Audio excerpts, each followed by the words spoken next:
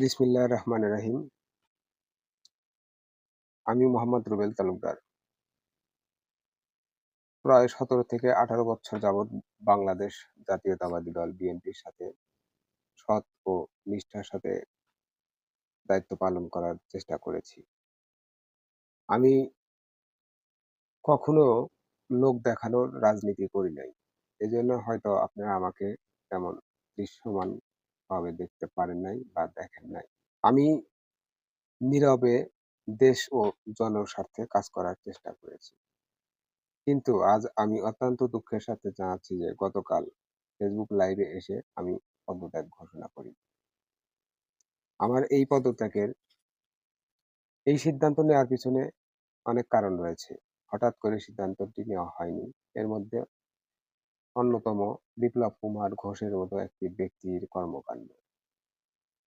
যিনি একই দলের কর্মী হওয়া সত্ত্বেও এবং একই গ্রামের ব্যক্তি, আমাকে শারীরিক ও মানসিক নির্যাতন করেছে।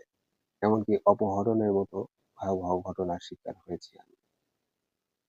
আমি ইচ্ছা করলে আ থানায় এফআইআর বা থানায় মামলা রুজু করতে পারতাম।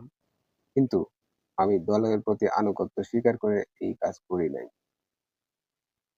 জেলা বিএনপির সেক্রেটারি সাইদুর রহমান বাচ্চু থেকে শুরু করে আমার ওয়ার্ডের সেক্রেটারি জহুরুল মেম্বার পর্যন্ত সকলকে এই ব্যাপারে অবগত করেছি এবং সবার কাছে সাংগঠনিক ব্যবস্থা গ্রহণ করার অনুরোধ করেছি। সবচেয়ে দুঃখজনক বিষয়, যার বিরুদ্ধে অভিযোগ, সেই বিপ্লব কুমার ঘোষ সাম্প্রতিক স্বেচ্ছাসেবক দলের একটি সভায় সামনের সারিতে নেতাদের পাশে বসে কাদের পাশে বসে আছে আপনারা তো সবাই অবগত আছেন। গত পরশুদিনের স্বেচ্ছাসেবক দলের একটি মিটিং। আমি একজন মুসলমান। আগে সাধারণত আমরা শুনতাম যে হিন্দুরা মুসলমানের হাতে নির্যাতিত। কিন্তু বর্তমান প্রেক্ষাপট, একজন মুসলমান এখন হিন্দুদের হাতেই নির্যাতিত হচ্ছে।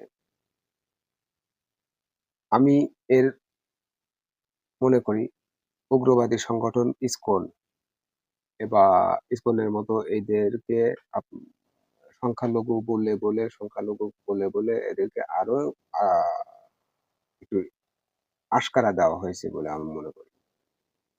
আমি কোন ধর্মের মানুষকে কষ্ট দিতে চাই না। কোন ধর্মকে আমি ছোট করতে চাই না। প্রত্যেকটি ধর্ম ও ধর্ম